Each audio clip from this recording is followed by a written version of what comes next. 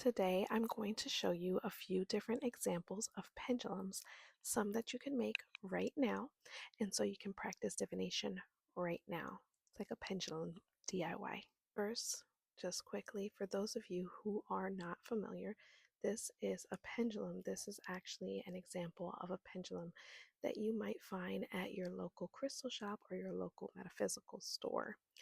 So essentially, it is a string, in this case, a chain, and we have this beautiful crystal on bottom, and we would ask it questions, and then we would pay attention to its movements.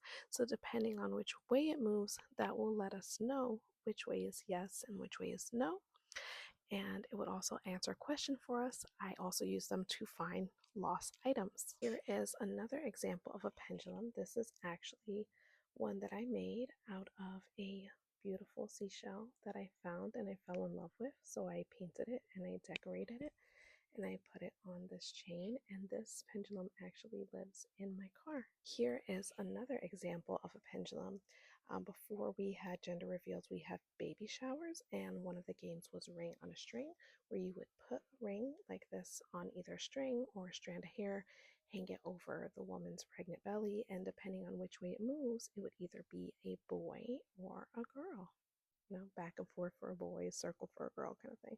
This is another example of a pendulum that we can make right now.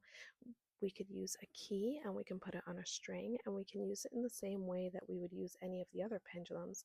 We would ask it questions and just connect with it energetically and see if it's saying yes, if it's saying no, if it's giving us some sort of directions to go in.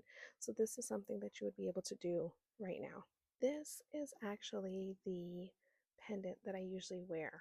And what I've done is that I took the necklace off and I connected it just in one direction to the pendant.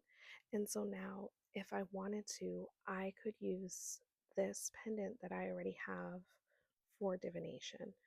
And I could do that anywhere that I go because usually I'd be wearing it anyway. But these are some ways that you guys can make pendulums right now and you can practice divination right now today. I hope that helps. Bye, guys.